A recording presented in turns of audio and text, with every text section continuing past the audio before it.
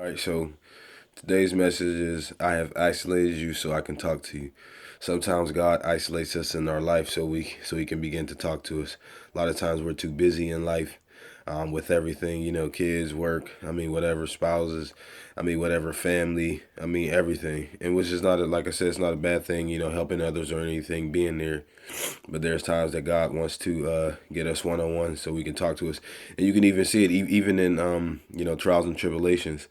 Psalm 71 and 1, it says, I cried unto God with my voice, even unto God with my voice, and he heard, he gave an ear unto me. Verse 2, in the day of my trouble I sought the Lord. My soul ran into the night, and it ceased not in my soul, refreshed to be comforted, refused to be comforted. Verse 3, I remember God and was troubled, and I complained, and my spirit was overwhelmed. Sometimes, in life we're just so overwhelmed with everything. We got to deal with this, we got to deal with this. In verse 4 it says, you do not let me sleep. I am too distressed even to pray. So that's when God wants to get us one on one. And the blessing is, God never sleeps or slumbers. God never sleeps.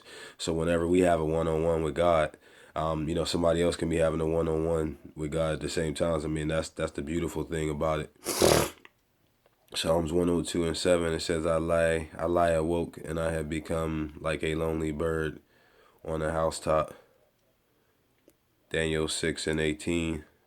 Then the king went off to his palace and spent the night fasting, and no entertainment was brought before him, and his sleep fled from him. Psalm 121 and 3. He will not let your foot slip. He will watch over you, will not slumber. So God doesn't sleep. So we can have that one on one. And the best thing is, God wants to have one on ones with us, and we can have one on ones with God whenever we're ready, and that's the beautiful thing. Matthew 18 and 20, for where two or three are gathered in my name, there I am with them, or I am in the midst. So, that's an isolation that God can have you with two or three people that are in agreement with you. And that's why a lot of times we see sometimes, your circle may change. People that you hang around, you don't really hang around with them, and God will replace them with different people. And again, that's not saying that they're bad people. But again, you definitely need somebody that can come in agreement with you. And if you read before that, verse 19, it says, again, I tell you truly that if two of you are on the earth agree about anything you ask for, it will be done for you by my Father in heaven. Job 36 and 15, by the means of their suffering, he rescues those who suffer, for he gets their attention through adversity. So a lot of times, when we go through adversity, that's when God is trying to get our attention.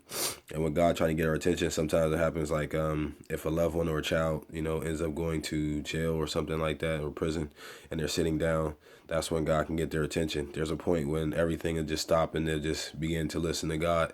That's why you see some people, go, and then all of a sudden it's like, man, God, like, this is what happens. And a lot of times, you look at the story of the woman with the issue of blood. She lost everything. Her life was just so busy. She spent all her money trying to go to these doctors and everything like that. And once she had no more money and she saw Jesus and she touched Jesus, it went away because of her faith. Job 36 and 21. Be careful, do not turn evil. Do not turn to evil, for you have preferred this to affliction. So a lot of times when we're going through our trials and tribulation, there's a path we can choose. We can choose to be, to do evil things, or we can choose to continue to have this affliction. And affliction is something that causes pain or suffering. But God is saying, be careful not to choose evil, but this, to choose pain and suffering. And not only that, it doesn't have to be like a lot of pain and suffering, but that's why God said, take my yoke. It's easy and everything like that. So when we continue to trust God and to know that it's all going to work out to our good and for his glory, and God says he'll never put more on you than you can bear. A lot of times, we put stuff on ourselves. We stay in relationships too long. We stay at jobs too long, or when God tells you to move and you're supposed to move. Regardless of what God is saying, and a lot of times everybody might not agree with the situation, but if that's what God is saying, do that's what we have to do. Not feeling too well, but still wanted to be a blessing. But I just thank God, in this affliction of this sickness, God has allowed me to, he got me in isolation and, was just talking to me.